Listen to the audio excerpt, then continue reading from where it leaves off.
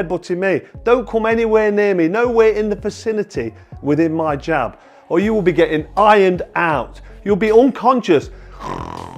You'll be snoring before you hit the floor. Big John Fury, the bare knuckle champion, the fighting man. You'll be a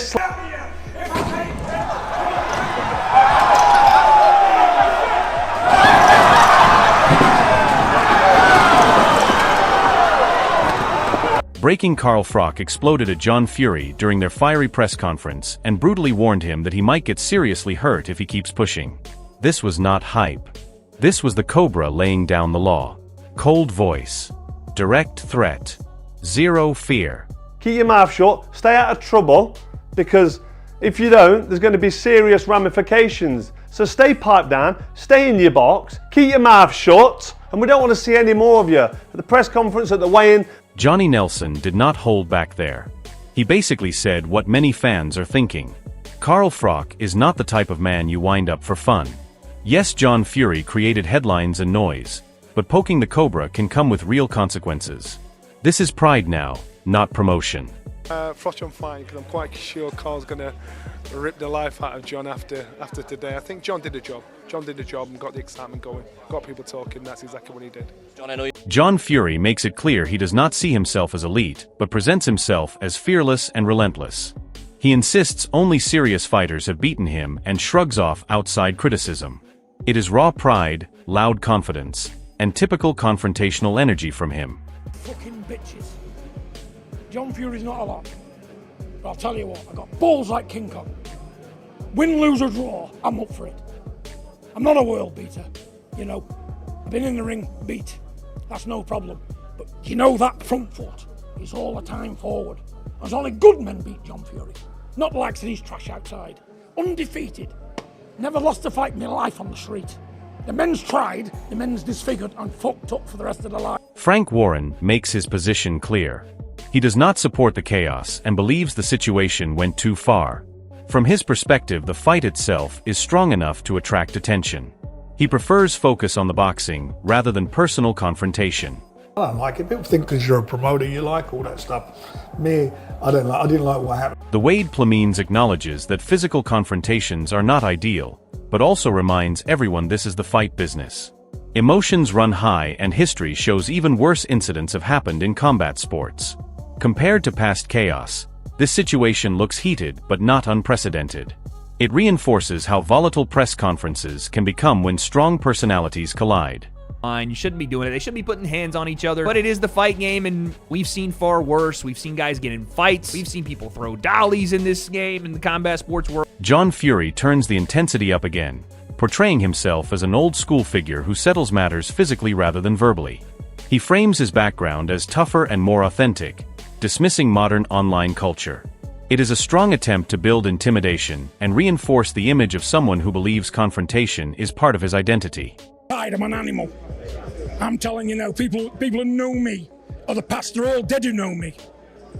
Who could say he can fight? Outside he's an animal. They're all dead and gone. I'm from old school. I'm from the 70s, 80s and 90s when men was men. We didn't talk down YouTubes. If men made videos, we fought. And you see that, the pussies, man. Pussies. You think some 12-stone man can beat me a 5 round for that window like an airplane? Like a paper airplane. Carl Froch responds with visible irritation, describing the comments as deeply disrespectful. While attempting to laugh it off, he admits the competitive instinct in him reacts strongly. His words suggest that beneath the calm exterior, the former champion still carries a fighter's mindset ready to answer provocation directly. face growling and snarling, calling me a bum, calling me a worm. It's so disrespectful. It actually gets me a little bit angry. I'm laughing at it inside, but I'm also the fighting man in me. Makes me want to respond with, if he was in the room now stood in front of me, I would punch his head in. I really would. Tyson Fury shifts the focus toward mindset and ambition. He highlights hunger and relentless drive as the true markers of elite competitors. While not directly escalating the conflict, his message underlines the mentality required at the highest level. In a situation filled with tension, the champion mindset becomes a subtle but important contrast. You know, to be around people, just to show them what hunger is and desire is, and when you're at the top, to show them to keep pushing and pushing and pushing. Adam Smith views the situation through a lighter lens, suggesting strong personalities often create noise without genuine hostility. He recognizes both men as outspoken figures who thrive on controversy. From that perspective, the tension appears theatrical rather than dangerous, though the intensity of recent exchanges leaves room for debate. You know, is that John Fury and Carl Froch on the cobbles will be fun. I think they both have a good fun doing that, but I'm sure it's all fun and games. They like to say what they believe. They like to say something that's controversial, and they're two big characters, and we love having them around the sport. Eddie Hearn makes it obvious that he sees real risk in bringing Carl Froch and John Fury face to face. His mention of a wall of security underlines just how unpredictable these two are when provoked. This isn't just hype. It shows the clash of personalities has reached a level where safety measures are a real concern. Fans are getting a glimpse of just how volatile the press conference environment can become when strong egos meet, and Hearn's comment reinforces the sense of imminent chaos surrounding the confrontation. You honestly think if these two come together like this, well, you know what's going to happen?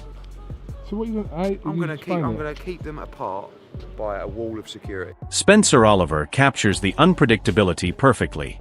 He admits it's almost impossible to call a winner because both men bring danger and experience.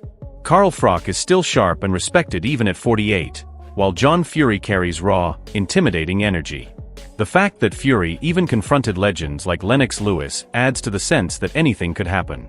This segment underlines the spectacle and uncertainty around their clash, feeding the tension fans crave while showcasing two personalities who can both shock and dominate in unpredictable ways. Fury, Carl Froch, who wins that one? Difficult one to call, don't it? You got to go with the Cobra. You got to go with the Cobra, mate. Really? The Cobra's dangerous. He's still in shape. 48 years of age. John standing over there behind you. You got to go with John Fury. Yeah, no, it kicked off a little bit. But it wasn't only Carl Froch that he went into either, did he? He actually went into Lennox Lewis as well. He started steaming into Lennox Lewis a little bit, and I go, whoa, who wins that one? Eddie Hearn highlights the raw danger in this confrontation. Carl Froch might have skill, but John Fury is a physical presence who could turn any moment ugly. Hearn suggests the fight could get messy, unpredictable, and borderline illegal, showing the contrast between Froch's precision and Fury's brute force. Fans are reminded that this is not just a spectacle, it's a volatile mix of brains, brawn, and aggression that could explode at any moment. This sets the stage for a fight that is as much about strategy as it is about survival instincts. I would never back against Carl Froch on the cobbles. Ever. But John Fury's a big old lump. There'll be some illegal moves in there. Do you know what I mean? But if they ever get close, Carl will be swinging. Do you know what I mean? Dave Allen provides context and perspective, balancing respect with criticism. While he doesn't condone violence, he acknowledges John Fury's influence and reputation. His words reflect the complicated reality. These are strong personalities who command attention, and even when things go too far, respect and loyalty play a role. This segment adds depth, showing that outside observers see both the danger and the culture of respect that surrounds these men, making their clashes not just about aggression but also legacy and personal codes of conduct. I'm not saying that I condone that behaviour, because I don't. You can't, it's impossible to. But John is my mate, I've got respect for him, I respect the family, we're cool. So you're never going to hear me say a bad word about it, but at the same time, obviously, no. It's probably not the Steve Bunce thing. I thought, bloody hell. Didn't like it, really. John Fury outlines his raw, self-reliant approach with full intensity. He paints a picture of a man who thrives on hardship, training, and living like a warrior outside modern comforts. There is pride in his independence and a clear message. He relies on willpower, toughness, and instinct rather than structured coaching. This reinforces his old-school, unstoppable persona and shows why he is not just a fighter but a force of nature who refuses to be contained or underestimated by anyone, even Carl Froch. Another running video this morning, but not just a running video. I'm going to be the first man to fight a 3-time Hall of Famer. We're just doing it myself. John Fury style. Running, bare knuckle, heavy bag, eating, living in the woods, chopping trees, eating the filth of the earth. I'm doing it gypsy style. And I'm going to prove to everybody out there where there's a will. Shane Fury gives a grounded perspective on the chaos, highlighting the disconnect between online talk and face-to-face confrontations. He explains that while words on screens carry weight, seeing someone in person is a different level entirely. Shane admits his father has strong opinions and methods that often work, emphasizing the reality that John Fury's style is old school and unfiltered. This commentary adds nuance, showing the human side of the Fury clan while maintaining respect for their raw intensity. It illustrates that the confrontation with Carl Froch is not just showboating, it's deeply rooted in pride, reputation, and the code of their environment. Fans get insight into the family dynamic and why this clash feels so personal, beyond just entertainment. Like you can talk about someone online and do videos, but not expect someone to say anything when you see someone. So I don't know. Listen, my dad's got his ways and his points, and 90% of the time he's half right, but listen. Liam Goff paints a picture of the history and tension between John Fury and Carl Froch. There is clear animosity, mutual respect, and talk of a possible exhibition bout, showing that both men are aware of each other's power. The negotiations about money and charity add another layer, highlighting that even clashes filled with tension have practical considerations. Fans see a real-life rivalry developing, where pride, reputation, and personal principles are at stake. It emphasizes that this is more than hype, there's genuine potential for a physical showdown, and every word from both sides fuels anticipation. This segment gives the confrontation context, showing why both Carl Froch and John Fury command attention in the boxing world beyond just their in-ring achievements. John Fury was doing that and goading Carl Froch, and I know John Fury doesn't like Carl Froch. Carl Froch mentions him, although I haven't really watched much of Carl Froch's videos lately. But Carl Froch I know has mentioned John Fury in the past. He's had a go with John Fury. They actually talked about having an actual, was it an exhibition or a boxing type match? And John Fury, any man, any time, was saying words to the effect of, "Oh, I'll fight you, Carl Froch, but the money has to be right." And Carl Froch basically said, "Alright, well if we arrange payment, it can go to..." The Southpaw stance captures the chaotic energy perfectly, describing John Fury as relentless and unpredictable. He points out that Carl Froch has long criticized Fury, and now Fury is responding in kind, escalating tension. This is the type of conflict where both sides trade verbal and physical provocation, and nothing is scripted.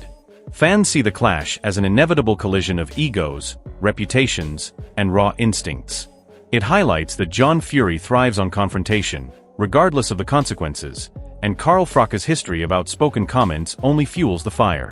The commentary frames this showdown as not just entertaining but dangerously combustible, showing the stakes are personal, professional, and explosive. The unpredictability keeps fans on edge, knowing anything could happen next. This guy is just crazy upon crazy upon crazy, but we already knew that. He's now chasing after Carl Froch. Obviously, Carl Froch has had lots of things over the years to say about John Fury, basically all negative things, but I don't know what John Fury was expecting to get out of that confrontation. We've seen John Fury try and go after everybody anyway, whether it's at Misfits boxing, whether it's at high-level boxing, The tension between Carl Froch and John Fury has reached boiling point, and fans are on the edge of their seats. Every glance, every word, every table thrown at the press conference tells a story of pride, ego, and raw aggression. Carl Froch comes in with decades of skill, experience, and the precision of a seasoned champion, while John Fury brings relentless energy, old-school toughness, and a fearless mentality that has been built over a lifetime. If John Fury dominates the chaos and pressure, he could shock the world, proving that raw power and fearless can match technical brilliance. But if Carl Froch controls the fight, his strategic mind and calculated strikes will remind everyone why the Cobra is still one of the most respected fighters in boxing history. Mentally, both men are unmatched. Fury thrives on confrontation, Froch thrives on control. The real question is who wants it more, who can impose their world on the other, and who will break first under intensity. Fans, this is a clash you cannot miss. Comment below and tell us who you think will walk out victorious, Carl Froch or John Fury.